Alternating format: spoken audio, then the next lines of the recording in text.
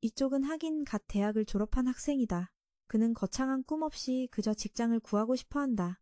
월 300만 원 이상의 수입과 예쁜 아내, 그리고 차 한 대만 있으면 족하다.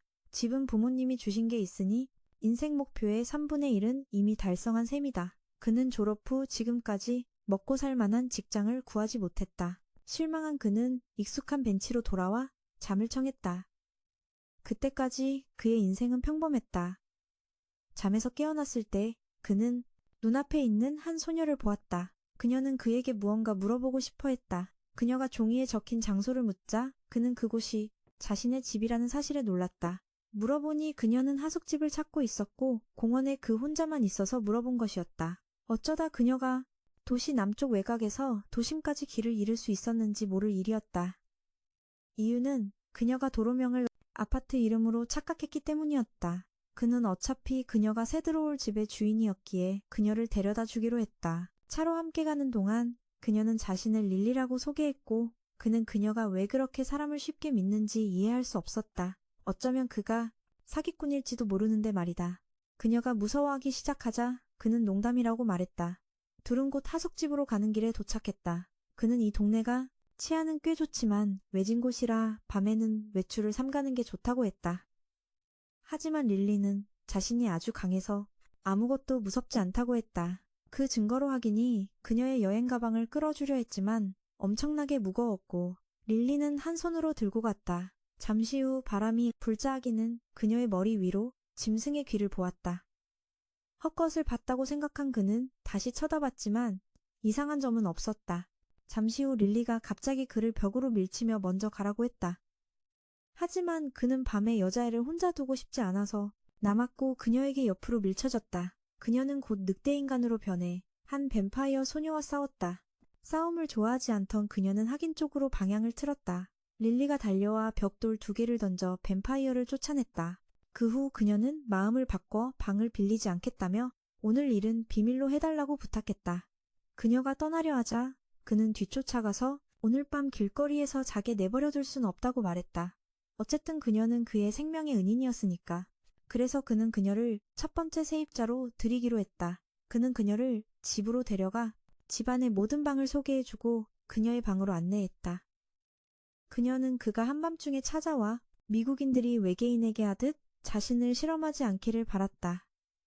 다음 날 아침 그가 아래층으로 내려가자 릴리가 고양이를 무서워하며 의자 뒤에 숨어 있었다. 그는 이 고양이가 자신이 키우는 고양이고 이름은 꺼져라고 알려줬다. 가끔 꺼져처럼 들리는 소리를 내서 그렇게 이름을 지었다고 했다. 그녀는 겨우 진정하고는 그의 집 TV가 고장난 것 같다며 궁금해했다.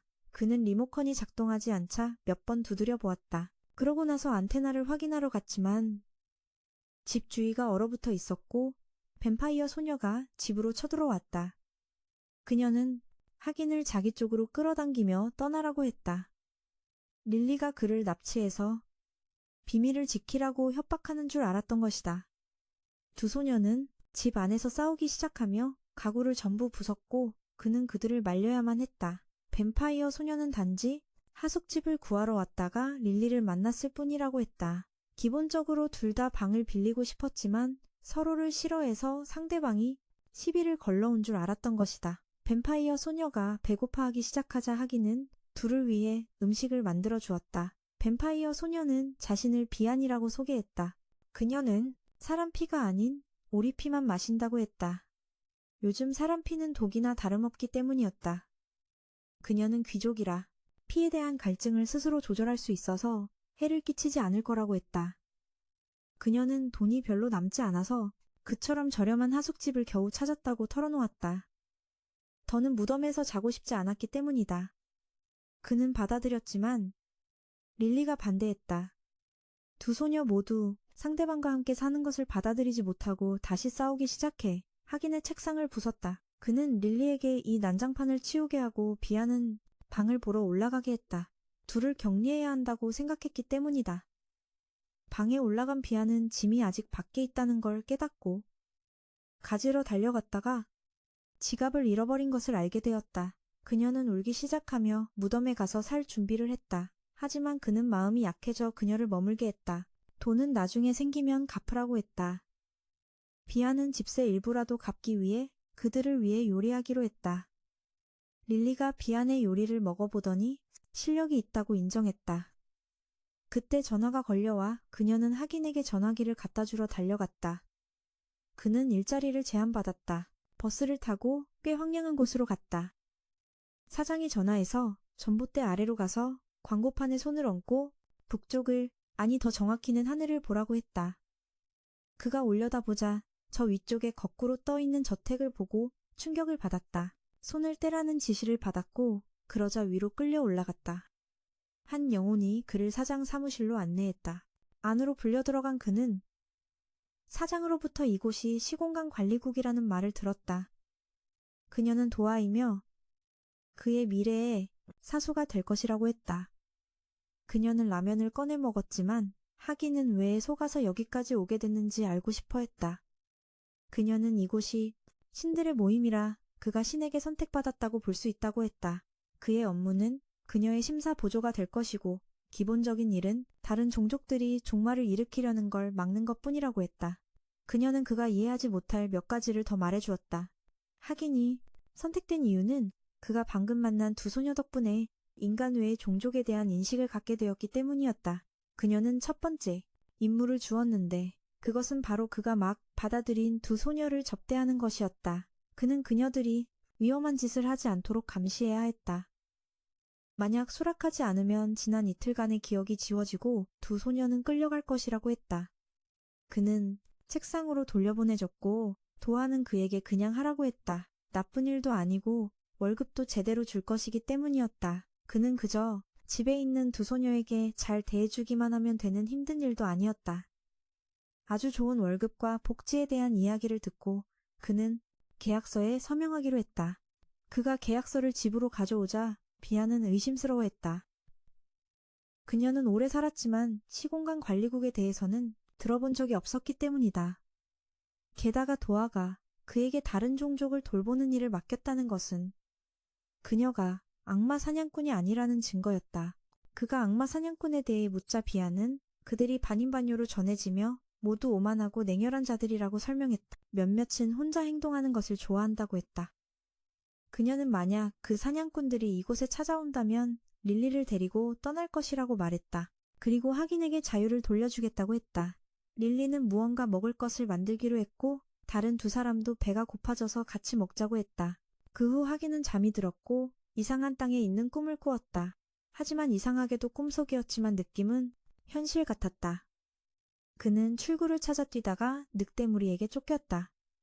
릴리가 그를 불러서 겨우 잠에서 깼고 그는 방금 그게 꿈이 아니었음을 깨달았다. 그의 손에는 한 줌의 늑대털이 있었기 때문이다. 비아는 그가 잘 때 쓸 부적을 만들어주기로 했다. 그녀는 이집트의 장신구, 마법사의 수정굿을, 팔괘진도, 바이킹의 부적, 그리고 십자가까지 꺼냈다. 하기는 그녀가 뱀파이어가 맞는지 확신할 수 없었다. 그것들은 모두 그녀를 물리치는 물건들이었기 때문이다. 하지만 그녀가 말했듯 그녀는 상급이라 무섭지 않다고 했다. 오히려 불운을 쫓는데 도움이 된다고 했다. 정체를 의심받자 비아는 하긴에게 시험 삼아 마법을 걸어보기로 했지만 피로 그린 문양은 증발했고 그려놓은 주문도 저절로 사라졌다. 그녀는 하긴의 마법 저항력이 높거나 혹은 너무 멍청해서 마법에 걸린 줄도 모르는 것일 수 있다고 의심했다. 그가 집세 이야기로 위협하자 그녀는 그의 새 직업 때문일 거라고 생각했다. 그는 도아에게 물어보기로 했지만 마침 그녀에게서 전화가 와서 내일 급한 일이 있으니 이쪽으로 기어오라고 했다. 다음 날 아침 하긴이 찾아가 문을 두드렸지만 아무도 대답이 없었다. 그 영혼도 보이지 않았다. 그는 속았다고 생각하고 집에 가서 잠이나 자려고 했지만 그때 도아가 막 돌아왔다. 그녀는 방금 나무 가지치기를 하고 온 참이었다. 그녀는 그에게 먼저 집에 들어가게 도와달라고 했다. 그에게 줄 것이 있었기 때문이다. 사무실에 도착하자 그녀는 옷을 갈아입으러 갔다. 그녀는 그에게 어떤 데이터를 주고 싶어 했다. 그녀는 배지처럼 생긴 장치를 꺼냈다. 그녀는 사용법을 알려주며 이 물건이 그가 협상 같은 일을 하러 갔다가 혹시 맞아 죽게 되더라도 이걸 쓰면 도움이 될 거라고 했다. 이 말을 들은 그는 평화를 사랑한다며 거절했다. 그는 그제야 긴급 임무에 대해 물었고 그녀는 이제야 생각났다며 그를 한 곳으로 데려갔다. 그녀는 그를 신체 강화실로 데려갔다. 이곳이 그를 개조하고 몇 가지 능력을 줄 것이라고 했다. 성과를 얻기 위해 인내가 필요할 것이라고 했다. 그는 빙글빙글 돌기 시작했고 이내 번개를 맞았다. 도아는 자신이 버튼을 잘못 누른 것 같다는 걸 깨달았다. 그는 꿈속에 그 땅으로 다시 보내졌다. 잠시 걷다 보니 그는 추위를 느꼈고 그 장치가 그에게 말을 걸었다. 그것은 도아가 버튼을 잘못 눌러서 그가 약간 특별한 과정을 겪어야 할 것이라고 알려주었다. 이제부터 그의 조수가 되어 업무를 안내하는 책임을 맡을 것이라고 했다. 그는 그것에게 코트와 자동차를 만들어 달라고 했지만 그것은 어떤 로봇 고양이처럼 물건을 만들어내는 게 아니라 정보 확인만 가능하다고 했다. 그가 비꼬자 그것은 화를 내며 존중해달라고 요구했고 그러지 않으면 파업하겠다고 했다. 그는 그것을 뭐라고 불러야 할지 궁금해했다. 그것은 자신을 중단이라고 부르면 된다고 했다. 이곳은 현실 세계와 평행 세계이며 만약 그가 여기서 죽으면 현실 세계에서도 마찬가지라고 했다. 두 번째로 어떤 현상을 마주치더라도 놀라지 말고 받아들이라고 했다. 그것이 다시 주머니로 들어가려 할 때 그는 이상한 소리를 들었다. 늑대무리가 그를 찾아 돌아왔고 중단은 그에게 뛰지 마. 늑대들을 자극할 뿐이야. 그냥 죽음을 기다리면 연대에서 꺼내주겠다고 약속했어. 네가 죽어갈 때 말이야. 하지만 늑대들이 달려드는 순간 흑인의 갑옷을 물었고 연대가 알려줬지. 첫 번째 강화인 보호 갑옷을 성공적으로 획득했다고. 이건 네가 위험에 처하면 항상 자동으로 활성화될 거야.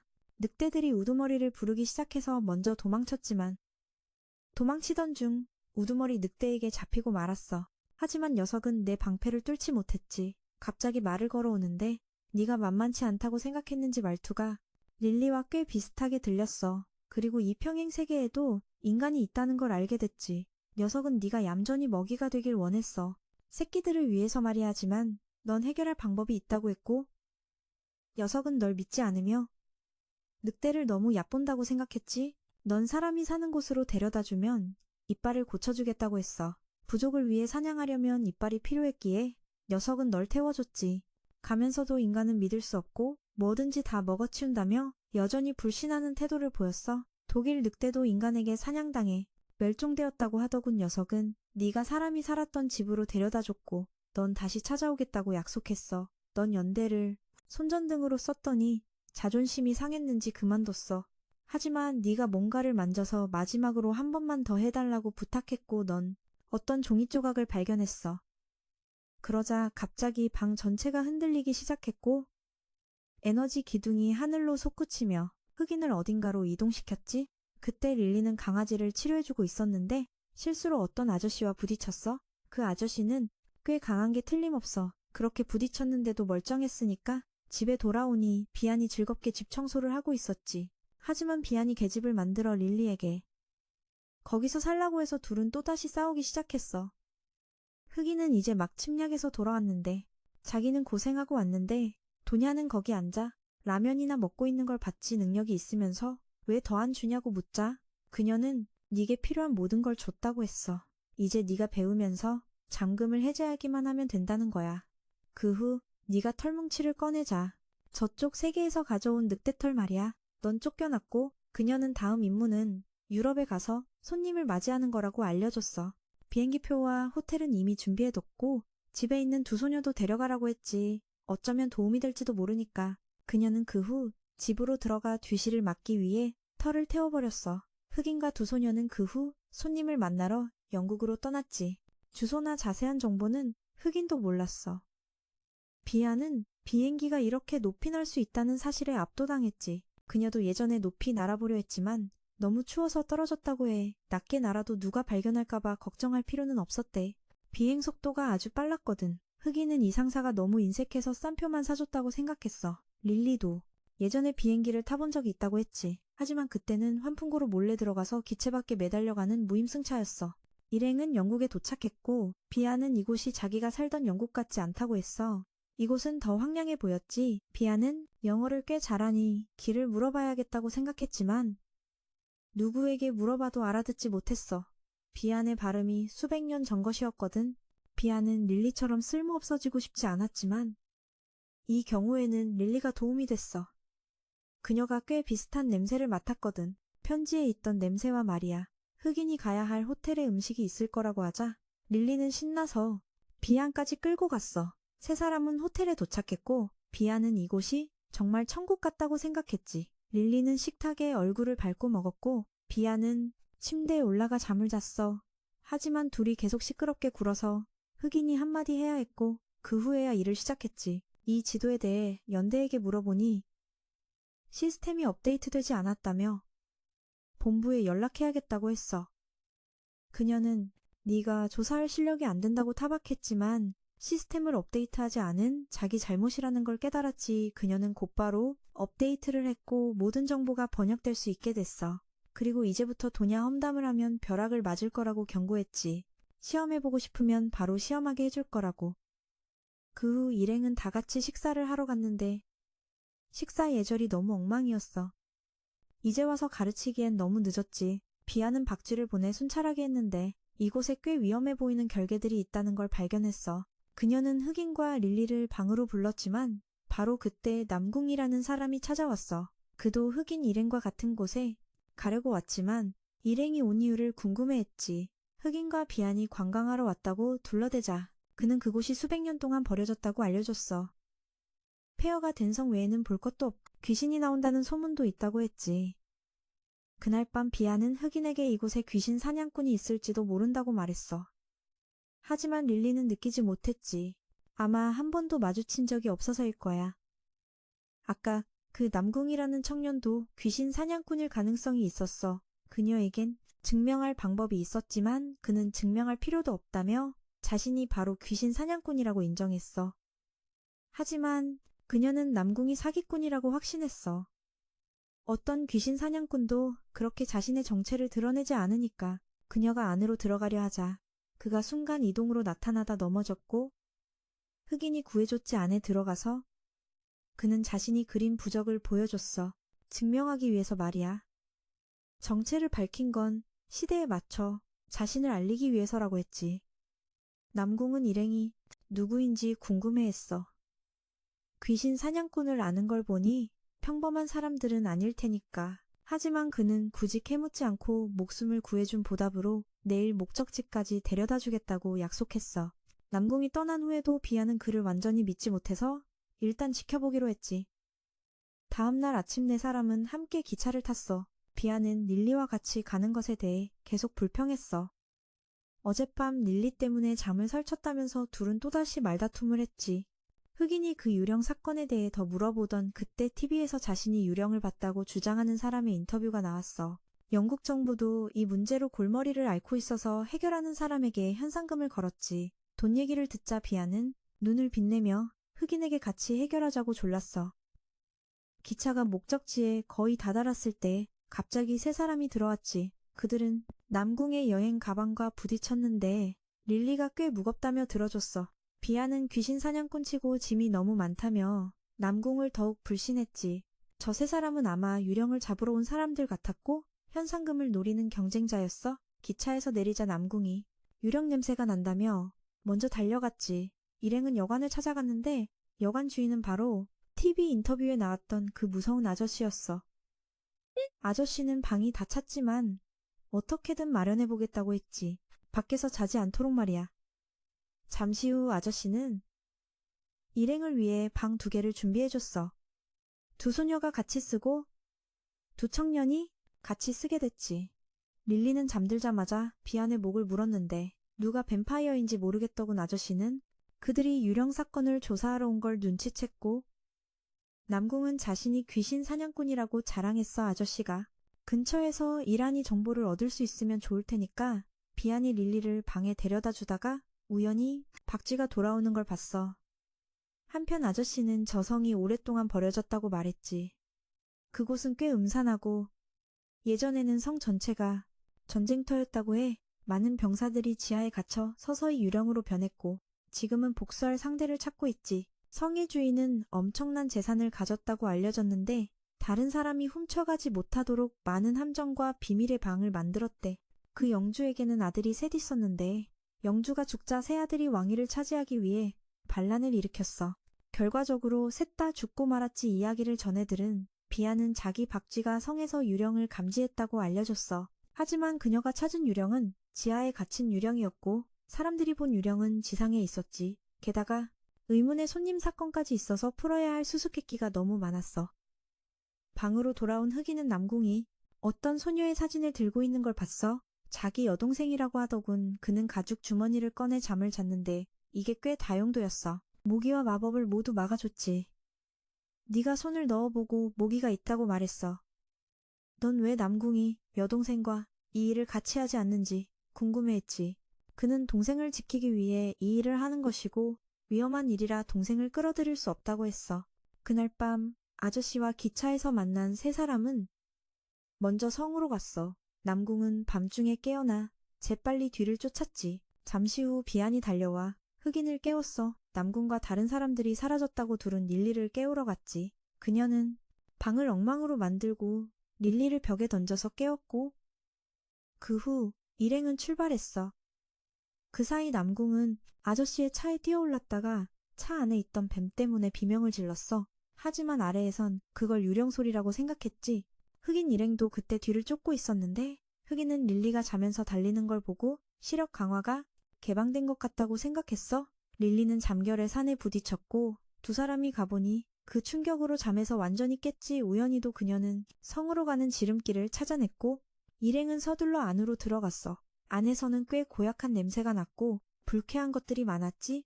가던 중 두 소녀가 넘어질 뻔했지만 세 사람은 곧 빛을 발견하고 서둘러 그쪽으로 향했어. 성공적으로 터널을 빠져나와 성에 도착했지. 다른 사람들도 이미 와 있었어. 임무에 대해 연대에게 물어봤지만 아무 대답도 없었어. 남궁이 사냥꾼처럼 행동하기 시작했으니 잠시 그를 방해하지 마. 일행은 안으로 들어가 연대장이 알려준 정확한 좌표에 도착했다. 다른 무리가 오는 걸 보고 입구를 막고 겁을 쫓아냈다. 릴리가 길을 열어주자 일행은 안으로 들어갔다. 그곳에서 사람의 흔적을 발견했고 비아는 나무 십자가에 글자가 새겨진 것을 발견했다. 흑인이는 휘장으로 글자를 번역했고 비아는 그 수수께끼를 풀어 비밀 통로를 찾아냈다. 남궁은 보이지 않았지만 일단 무시했다. 아래로 내려가는 동안 연대장은 자신이 손전등이 아니라고 계속 투덜거렸다. 그들은 옛 전투가 벌어졌던 것으로 보이는 터널에 도착했다. 릴리가 어떤 냄새를 맡고 달려가자 일행도 그녀를 따라갔다. 한편 남궁도 내려가는 길을 찾았지만 바위의 부적이 바람에 날아가 버려 그는 돌에 깔리기 전에 서둘러 내려가야 했다. 흑인이 일행은 잠시 쉬기로 했는데 어떤 소리와 빛을 보고 확인하러 갔다가 한 아저씨를 만났다. 장비도 잘 갖추고 이런 곳에 있는 걸 보니 분명 평범한 사람은 아니었다. 비아는 마법을 써서 일행을 유령으로 위장시켜 그 아저씨를 겁주기로 했다. 아저씨는 유령으로 손님을 끌려던 것뿐인데 진짜 유령을 만난 셈이었다. 그는 혼비백산하여 도망쳤다. 비안의 마법이 풀리기 전 릴리가 벽에 글자를 발견했고 비안은 그것이 악령을 봉인하는 고대 문자임을 알아차렸다.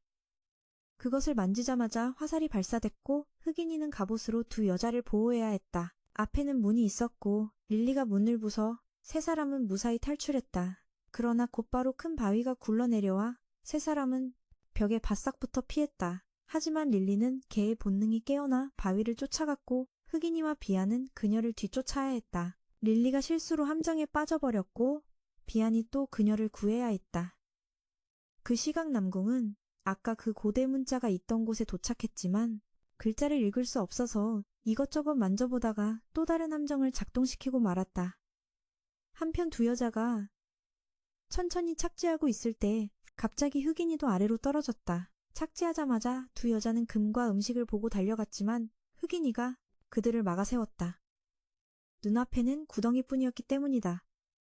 비아는 둘 다 환각에 걸렸고 흑인이가 괜찮은 건 아마도 그가 현명한 아내의 남편 단계로 진화했기 때문이라고 생각했다. 일행은 계속 나아갔지만 아무런 진전이 없었다. 다른 사람도 보물도 보이지 않았다. 하지만 또 함정에 빠졌다. 양쪽 벽에는 고대 문자가 있었고 그 문자들이 두 여자의 능력을 봉인했다. 그녀들은 흑인이에게 먼저 도망가라고 했지만 그는 아직 집세를 받지 못했다며 아무도 버리지 않겠다고 했다. 그가 양쪽 벽을 붙잡자 갑자기 함정이 무력화되었다. 이유는 모르지만 그들은 서둘러 도망쳤다. 한편 남궁은 겨우 화살더미에서 빠져나와 흑인이 일행이 갔던 길을 그대로 따라갔다. 굴러오는 바위를 만나고 구덩이에 빠지는 것까지 똑같았지만 그가 떨어진 곳은 다른 동굴이었다. 흑인이 일행이 다시 쉬고 있을 때 갑자기 유령기사들에게 쫓기게 되었다. 릴리는 기사 중 하나의 검을 빼앗아 자신을 방어했고 세 사람은 어떤 방으로 숨어들었다. 검에는 기사들이 마법석을 지켜야 한다는 내용의 글이 쓰여 있었다. 그 돌은 마족을 소환하는 능력이 있었다. 흑인이는 마법석이 어떤 것인지 그리고 천장에 있는 저 돌과 같은 것인지 궁금해했다. 그리고 맞았다. 그것이 바로 마법석이었다. 하지만 저렇게 큰 것은 정말 엄청났다. 흑인이는 지원을 요청하고 싶었지만 연대장은 아직 보스도 만나지 않았는데 지원을 요청하는 건 창피한 일이라고 했다. 비아는 외부의 영향을 받지 않으면 돌은 아무런 문제가 없을 거라고 생각했다. 갑자기 방이 흔들리면서 문들이 열렸다. 덕분에 기사들도 안으로 들어올 수 있었다. 이 진동을 일으킨 사람은 다름 아닌 남궁이었다. 그는 흑인이 일행을 보자마자 자신이 전문가라는 것을 보여주고 싶어 했지만 여전히 너무 쓸모가 없었다. 흑인이와 릴리는 비안이 마법을 쓸 시간을 벌어야 했다. 준비가 되자 그녀는 주문을 외웠다. 하지만 그녀의 마법은 순식간에 저 마법석에 흡수되었다. 마법석은 반응하기 시작했고 주변이 무너지기 시작했다. 하늘 한가운데에서 악마가 나타났는데 전혀 친절해 보이지 않았다. 그리고 곧바로 흑인이 일행을 발견하고는 그를 낚아채 날아가 버렸다. 두 여자는 그 뒤를 쫓아야 했다. 하지만 악마는 흑인이뿐만 아니라 남궁도 함께 데려갔다. 바로 그때 두 여자가 따라잡았고 둘 다 흑인이를 집주인이라고 부르자 악마는 둘을 내려놓았다. 비안이 전력을 다해 싸우려던 순간 갑자기 악마도 흑인이에게 자신의 집주인이냐고 물었다. 그들은 이 악마가 대장이 말했던 그 손님이라는 것을 깨닫고 경악했다. 악마는 자신을 아이작이라고 소개했다. 그는 남궁을 깨우려 했지만 소용이 없자 집임대 계약 단계로 넘어갔다.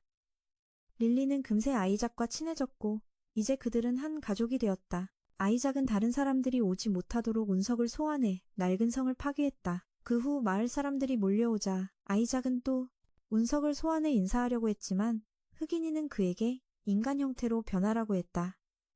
대장에게 보고하러 돌아갔을 때 그녀는 사는 게 어떠냐고 물었고 그는 아이작이 툭하면 운석을 소환하려 한다고 말했다. 아이작은 원래 다른 차원에서 온 존재였다. 유명한 마왕이었지만 사업에 실패해서 이쪽으로 쫓겨난 것이었다. 이제 아이작은 집세를 내기 위해 직업을 구하고 싶어 했다. 이 두 여자처럼 먹고 놀기만 하는 대신 말이다. 흑인이가 돌아왔을 때 세 사람이 다투는 것을 보고는 알아서 해결하도록 내버려뒀다. 오후가 되자 릴리는 잠이 들었고 비아는 창고 같았던 자기 방을 청소했다. 그녀는 어떤 종이 조각을 발견했고 흑인이는 그것이 자신이 평행세계에서 가져온 종이라는 것을 기억해냈다. 그는 늑대무리의 우두머리가 어떻게 지내는지 궁금했고 그곳에 가볼 방법을 찾고 싶었다. 갑자기 경찰에게서 전화가 왔는데 아이작이 수배 중인 범죄자와 닮았다는 이유로 체포되었다는 것이었다. 그는 아이작을 데리러 가야 했다. 다음 날 아침 그는 대장의 호출을 받았고 가는 길에 우연히 악기를 연주하며 돈을 버는 한 소녀를 만났다. 연대장은 그녀에게 돈을 좀 주라고 했지만 그는 지갑을 깜빡해서 그냥 지나쳐야 했다. 그 소녀는 그를 구두쇠라고 생각했다. 그래서 노골적으로 경멸하는 표정을 지었다. 그가 도착하자 대장은 곧 우주로 가서 손님을 데려와야 할 것이라고 말했다. 하지만 우선 연대장을 업그레이드해야 우주 정거장으로 그를 이동시킬 수 있다고 했다. 그리고 그가 갈 행성은 전부 물로 이루어져 있어서 그녀는 그에게 해양 전문가를 소개해 주었다. 그런데 그녀가 말한 사람은 바로 아침에 만났던 그 소녀였다. 그녀는 이번 의뢰의 손님이기도 해서 그는 그녀를 집으로 데려와 소개했다. 그녀의 이름은 5월이었고 남궁의 여동생이었지만 아직 아무도 그 사실을 몰랐다. 그녀 역시 어머니가 인어, 아버지가 인간인 이종족이었다. 그녀는 하루 종일 아무것도 먹지 못해서 비안이 식사를 대접했다. 식사 후 흑인이는 내일 임무에 대해 이야기했다. 손님을 데리러 우주에 가야 한다는 것이었다. 릴리가 가고 싶어 했지만 아이작이 우주 경험이 더 많았기 때문에 그가 함께 가기로 했다. 릴리는 갑자기 배가 아파서 더더욱 갈 수 없게 되었다.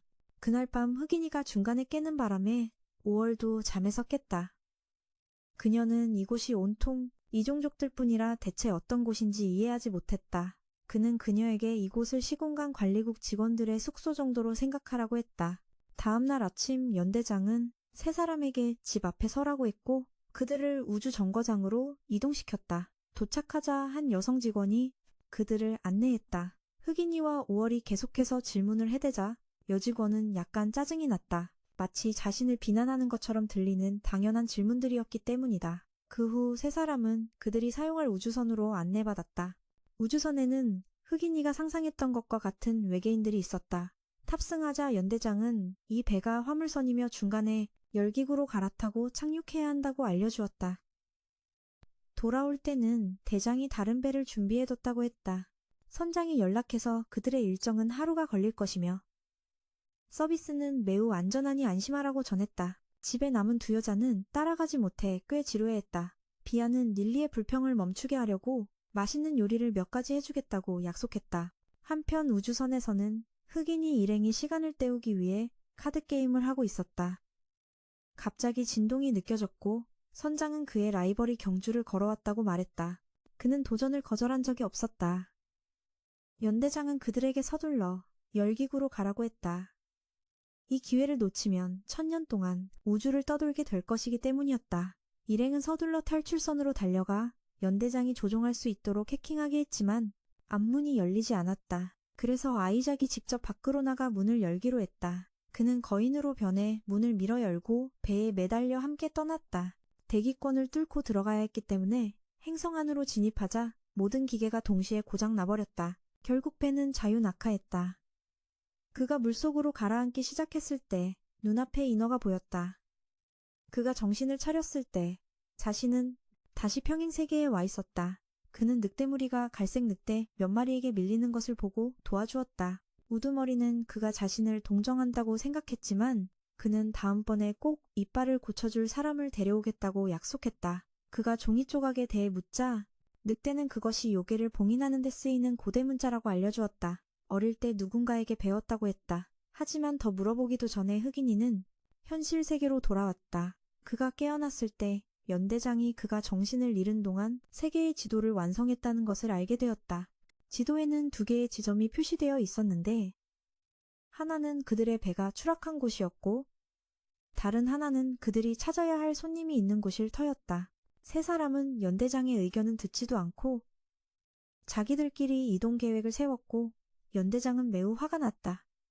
한편 집에서는 비안이 릴리를 위해 식사를 준비했다. 하지만 릴리는 음식을 먹다가 안에 마늘이 들어있다는 것을 깨달았다. 갑자기 그녀는 기절하기 시작했고 곧 통제력을 잃었다. 릴리가 공간 습격을 살피고 밖으로 뛰쳐나가려 하자 비안이 그녀를 붙잡았다. 멀지 않은 곳에 악마 사냥꾼으로 보이는 2명이 있었고 그중 한 명은 릴리가 전에 마주쳤던 자였다. 한편 소년과 다른 2사람은 숲을 가로질러 의뢰인의 우주선이 추락한 곳에 도착했다. 아이작이 우주선 전체를 거의 다 분해했지만 사람은 보이지 않았다. 중대가 분석한 결과 이 우주선은 꽤 튼튼해서 의뢰인은 아직 안전할 가능성이 있다고 했다. 그들은 우주선에서 분리된 화물칸을 찾아 나섰고 그것은 수심 5000ｍ 아래에 있었다. 그 깊이는 5월이 갈 수 있는 곳이었다. 그녀는 물속으로 뛰어들어 인어로 변신했는데 아까 그를 구해준 것도 바로 그녀였다. 그녀는 한 명 더 데려갈 수 있다고 했고 중대는 어차피 월급을 받는 건 소년이라며 그를 떠밀었다. 아이작은 여기서 기다리겠다고 약속하며 그를 던져버렸다. 그는 물속으로 끌려 들어갔지만 잠시 후 5월 옆에서는 숨을 쉴 수 있다는 걸 깨달았다. 상어 한 마리가 공격하려 달려들자 그녀는 문어로 변신했고 상어는 겁을 먹고 도망쳤다. 그녀는 갯가재로 변신해 소년을 태워주기도 했다. 둘은 목적지에 도착했고 중대는 마지못해 손전등 역할을 해야 했다. 그 후 5월은 바다뱀으로 변해 화물칸 주위에 보호막을 만들어 둘이 들어갈 수 있게 했다. 5월은 아까무태 옷을 전부 두고 와서 그냥 인어 모습으로 있기로 했다. 그들이 안으로 들어갔을 때 아내는 아무도 없어서 아대장에게 연락해야 했다. 5월은 아기용품 몇 가지와 알 하나를 발견했다. 대장에게 연락해 확인해보니 의뢰인은 바로 그 알이었다. 이제 임무는 끝났으니 넓은 곳을 찾아 1시간 뒤에 올 픽업을 기다리라고 했다. 세 사람이 한참을 기다려도 아무도 오지 않더니 갑자기 거대한 우주선 한 척이 날아왔다. 대장이 직접 셋을 데리러 온 것이었다.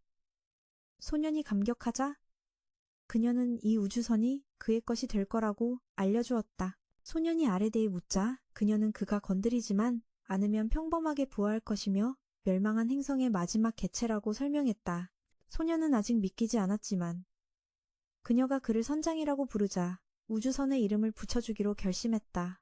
중대는 우주선의 제어 시스템이 되기로 했고 그들은 집으로 돌아갔다. 집에 도착하자마자 집이 엉망진창이 된 것을 발견했다. 타임은 겨우겨우 릴리를 묶어놓은 상태였다. 하지만 그녀는 금세 밧줄을 끊고 알을 향해 달려들었다. 아이작이 그녀를 막아섰고 그들은 아대장에게 데려가 보기로 했다. 도야에게 보여줘봤지만 부대가 움직이지 않자 이라크가 바닥에 간장을 붓고 마법진을 만들려고 그들은 대장의 식사를 방해했고 그녀는 짜증이 났지만 이 일을 해결하지 않으면 밥을 먹을 수 없기에 릴리를 붙잡았다. 자기 다리를 물고 있는 릴리의 눈을 들여다보며 뭐가 보이냐고 물었고 대답을 들은 뒤 그녀는 대장은 릴리가 곧 진화하여 새로운 능력을 각성하리란 걸 알았다.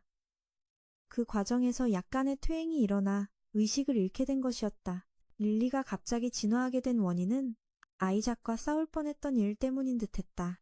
비나가 붉은 달을 소환해서 릴리의 심리를 자극한 것이다. 대장은 릴리를 강화기계로 데려가 임시치료를 하라고 했다. 그녀는 아이작과 5월에게 함께 사는 게 어떤지 물었고 둘은 집안의 활기찬 분위기가 아주 즐겁다고 답했다. 치료를 받은 릴리는 의식을 되찾았고 가장 먼저 한 일은 불구대천의 원수와 싸우는 것이었다. 소녀는 모두에게 릴리를 집으로 데려다 달라고 부탁하고 자신은 보고를 하러 돌아갔다. 대장은 그에게 방금 끝낸 2가지 임무에 대한 보고서 2편을 쓰라고 했다. 동시에 릴리의 치료는 임시 방편일 뿐이며 보름달이 뜨는 날 재발할 것이라고 경고했다. 그날은 바로 다음 날이었다. 그녀가 함께 사는 게 어떤지 묻자 그는 시끄러워서 귀찮지만 모두 믿을 수 있는 사람이라 즐겁기도 하다고 답했다. 그 후 그는 오늘 밤 밖으로 피난 갈 것을 대비해 물건을 잔뜩 사러 나갔다. 집에 돌아오니 비안이 릴리를 위한 약을 만들고 있었다. 하지만 약이 꼭 염산처럼 보여서 소름이 돋았다.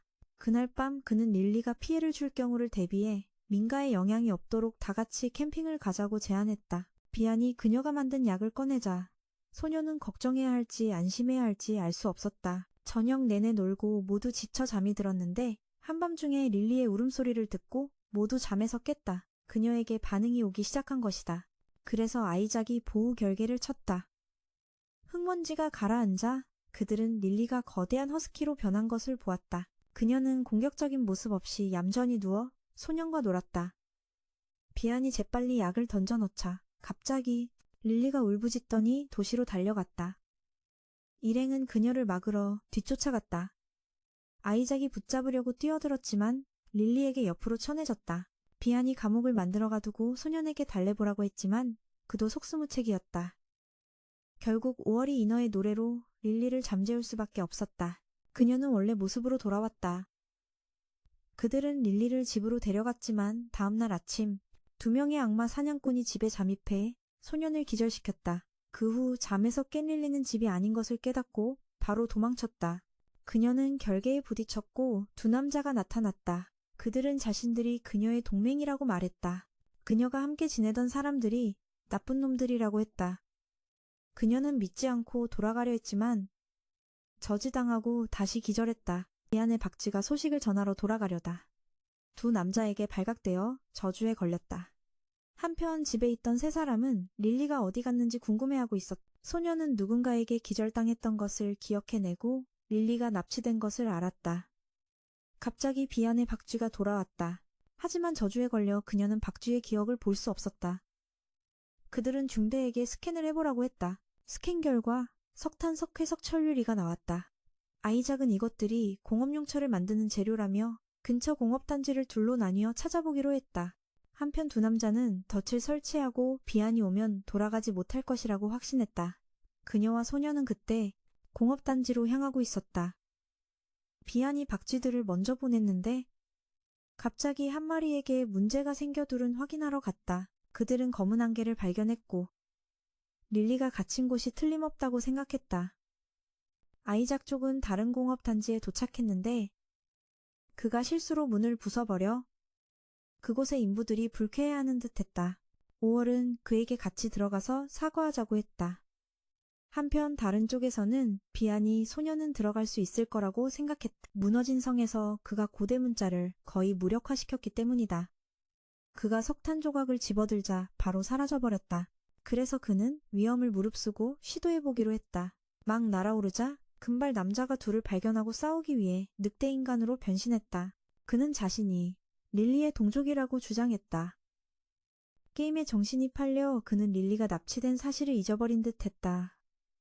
비안과 소녀는 서로 떨어지게 되었다. 비안은 여기서 자신이 맡을 테니 소년에게 릴리를 찾으라고 했지만 늑대인간이 계속 공격해와서 어쩔 수 없이 그를 높은 곳으로 올려보냈다. 그녀는 늑대인간이 덤벼들도록 유인한 뒤 사라졌다. 소녀는 창고 안으로 들어갔다. 안개는 그에게 아무런 영향을 주지 않았지만 나머지 한 명에게 발각되고 말았다. 그 역시 늑대인간이었다. 기습을 당한 그는 방어만 할 수 있었고 어디로 가든 그에게 발각되었다. 중대는 그의 신체 능력이 늑대인간과 맨손으로 싸울 만큼 충분하다고 했다.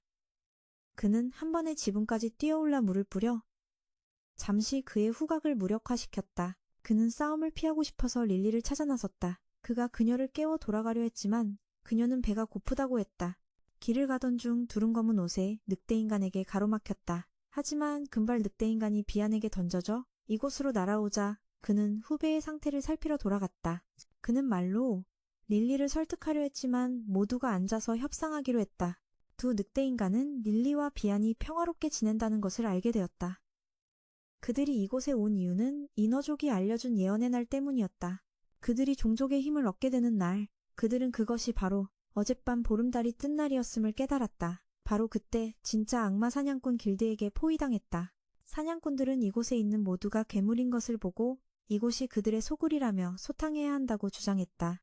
소녀는 그들이 너무 비겁하다고 했지만 그들에게는 원래부터 도덕 따위 없었다. 지휘관이 전부 쏘라고 명령했다. 그래서 그는 방패를 세워막아야 했다. 그는 모두 함께 도망치고 싶었지만 그들이 계속 쫓아와 쏘는 바람에 두 소녀가 교란을 위해 나서야 했다. 그는 두 늑대인간에게 눈을 감으라고 하고 중대를 섬광탄처럼 사용해 일행이 성공적으로 탈출하도록 도왔다.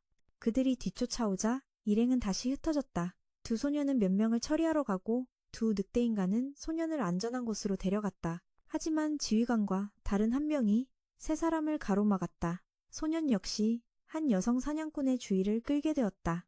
그녀는 높은 곳으로 순간이동해 아래로 쏘았고 그는 중대를 던져 맑고 위로 뛰어올라야 했다. 그녀가 더 멀리 순간이동해서 반격하자 그는 또 막아야 했다.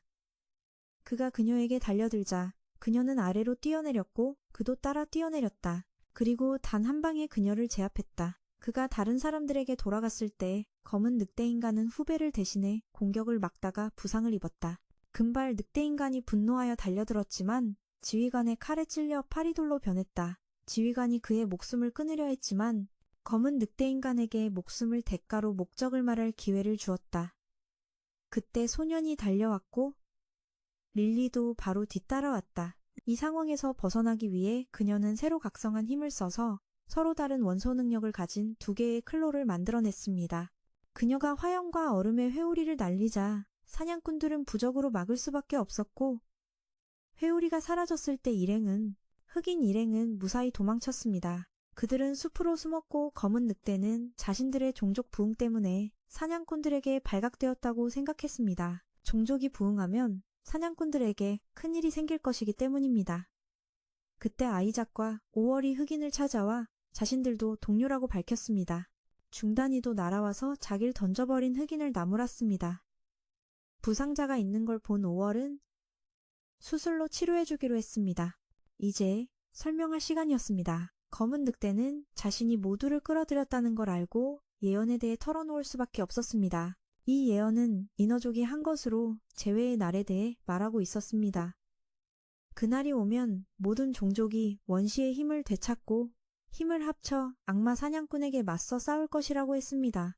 지금 모든 종족은 그날을 준비하기 위해 종족 부흥에 힘쓰고 있었습니다. 검은 늑대는 원래 릴리를 동족과 합치기 위해 데려가려 했습니다. 그는 릴리가 비안에게 세뇌당했다고 생각했지만 그녀는 그럴 위인이 아니었습니다. 릴리처럼 단순한 애를 세뇌할 리가 없었습니다. 5월의 치료가 막 끝났을 때 사냥꾼 무리가 또다시 아이작에게 접근했습니다. 그는 지휘관과 협상하려 했지만 그는 칼을 던졌고 칼은 모두 녹아내렸습니다. 아이작이 다시 협상이라는 단어를 꺼내자 그들은 늑대인간 둘을 넘기면 돌아가겠다고 했습니다. 협상이 통하지 않자 아이작은 운석을 소환했습니다. 그 위력에 지휘관은 겁을 먹고 도망치려 했지만 아이작의 순간이동 마법에 걸렸습니다. 아이작은 그를 붙잡아 이마에 딱밤을 날려 쓰러뜨렸습니다. 두 늑대인간은 더 이상 폐를 끼치지 않기 위해 떠나려 했지만 5월이 그들의 예언에 대해 듣고 싶어 했습니다. 검은 늑대는 예언의 내용을 하나하나 다 말해준 뒤 릴리에게 작별 인사를 하며 나중에 정식으로 찾아오겠다고 약속했습니다. 그때 갑자기 흑인과 싸웠던 여자 사냥꾼이 나타나 5월을 인질로 잡았습니다. 그들은 5월과 지휘관을 교환하자고 제안했습니다. 하지만 믿을 만한 구석이 없었습니다. 갑자기 남궁이 나타나 자신은 독고다이 사냥꾼이라고 밝혔습니다. 그는 그녀에게 인지를 자신에게 넘기고 지휘관을 데려가라고 했습니다. 거래는 자기가 대신하겠다면서 그녀는 지휘관을 부축하고 떠났지만 중단이가 이미 도년에게 연락했기 때문에 그들은 숲을 빠져나갈 수 없었습니다. 5월은 남궁의 배를 걷어차고 릴리에게 달려가 안겼습니다. 남궁은 그들이 왜 여기 있는지 궁금해했고 흑인은 둘이 아는 사이인지 궁금해하자 5월은 그를 걷어차버리고는 둘이 남매 사이라는 것을 밝혔습니다. 돌아왔을 때 릴리는 알을 삼고 있었고 밖의 일행은 둘이 남매라는 사실에 놀랐습니다. 그들은 릴리에게 부엌에서 뭘 하는지 물었지만 그녀는 말하지 않았습니다. 5월이 오빠를 싫어하는 이유가 궁금하던 차에 그녀가 남궁이 항상 자신을 따라다닌다고 알려주었습니다. 그는 여동생을 걱정하는 것이라지만 그녀는 남궁이야말로 위험인물이라고 생각했습니다. 하지만 이번에 구해줬으니 고맙다고는 했습니다. 일행이 남궁도 인어족인지 궁금해하자 그는 그냥 사냥꾼이라고 했습니다. 둘의 부모님이 사냥꾼과 인어인데 인어의 피는 딸에게만 유전되기 때문입니다. 비안이 둘의 부모님은 어디 계시냐고 묻자 실종되었다고 했습니다. 5월이 집을 나온 것도 부모님을 찾기 위해서였습니다. 비안은 인어족은 그렇게 쉽게 죽지 않는다며 그들이 살아있을 거라 믿었습니다. 남궁은 여기 있는 모두가 다종족이라는 사실에 놀랐습니다. 그는 그들이 그날 성에 찾아온 이유와 무슨 일이 있었는지 궁금해했습니다. 일행은 말해야 할지 고민했습니다. 5월은 어차피 남궁이 다른 사냥꾼과 어울리지 않은 이 오빠를 믿는다고 했습니다. 그는 사실대로 말했고 릴리가 그냥 허스키라는 것도 언급했습니다. 릴리는 믿지 않고 떼를 쓰기 시작했고 비아는 피를 조금 뽑아 다시 검사해야 했습니다. 검사 결과 그녀에게는 늑대의 피가 한 방울도 섞여 있지 않았습니다. 바로 그때 늑대인간 청년들이 찾아왔고 남궁이 사냥꾼인 것을 보고 시비가 붙었습니다. 아이작은 둘 다 한 대씩 때려 억지로 대화하게 만들었습니다. 설명을 들은 후에도 그들은 일행이 자기 팀에 들어오길 바랐습니다. 이제 그들 역시 악마 사냥꾼의 표적이 되었기 때문입니다. 협상이 어려워지자 그는 이야기하기 쉽게 금괴를 하나 꺼내놓았습니다. 그들은 합당한 보수를 약속했고 유혹에 넘어간 비아는 마음이 흔들렸습니다. 그때 갑자기 집에 전기가 나갔습니다. 수도 요금과 전기 요금을 내지 않았기 때문입니다. 다들 직업이 없는 데다 흑인의 통장은 릴리와 비안이 분실 신고를 해버렸습니다. 흑인은 잠시 밖으로 나갔고 남은 가족들은 흑인을 돕기 위해 무언가 하기로 결정했습니다. 다음 날 그가 일어나 보니 모두 집을 나간 상태였습니다. 전기와 수도는 여전히 끊겨 있었습니다. 릴리는 짐을 덜기 위해 카페에 취직했고 비아는 지기 싫어서 일자리를 구하러 나갔습니다. 5월은 피아노 실력으로 돈을 벌었고 남궁은 등산을 하러 갔습니다. 10년 전에 묻어둔 돈을 파내기 위해서였습니다. 흑인은 체면을 버리고 도년에게 가부를 부탁했습니다. 그녀는 그가 목숨을 걸고 세입자들을 지켜준 정을 봐서 승낙했습니다. 그는 예언에 대해 궁금해했는데 평행세계에 몇 번 다녀올 때마다 예언의 조각을 하나씩 가져왔기 때문입니다. 그녀는 대부분의 종족이 그 세계에서 왔다고 알려주었습니다. 한편 비나와 아이작은 5월을 찾아왔는데 그녀가 둘과 함께 바닷속 보물을 인양하러 가고 싶어 했기 때문입니다. 흑인은 다른 평행세계에 대한 정보를 더 알아보고 싶었습니다. 많은 종족을 단결시키는 데 도움이 될 수 있기 때문입니다. 하지만 그건 매우 어려운 일이었지만 그녀는 그가 알아보도록 허락했는데 곧 있을 임무가 평행세계와 관련이 있기 때문입니다. 그녀는 또한 그가 저쪽 세계에 있었을 때의 자세한 보고서를 제출하길 원했습니다. 저녁에 돌아오니 집에는 전기가 들어와 있었고 모두가 그를 기다리며 파티를 열고 있었습니다. 다들 오늘 일을 해서 돈을 벌어온 것입니다. 하지만 부엌에서 알이 삶아지고 있다는 사실은 아무도 몰랐습니다. 흑인은 자신이 곧 참여할 임무가 평행세계에서 진행된다고 말했습니다. 5월은 그가 자신의 부모님에 대한 단서를 찾아주길 바랐습니다. 모두가 임무에 함께 참여하고 싶어 했습니다. 흑인은 아직 모르는 사람들에게 알을 소개해줘야 한다는 걸 떠올렸습니다. 하지만 5월은 부엌에서 알을 본 것 같다고 기억해냈습니다. 일행은 다 같이 부엌으로 내려갔고 릴리가 알을 삶고 있는 것을 보고 충격에 빠졌습니다. 그런데 신기하게도 그 알은 무사히 부화했습니다. 이야기는 여기서 끝납니다. 안녕히 계세요.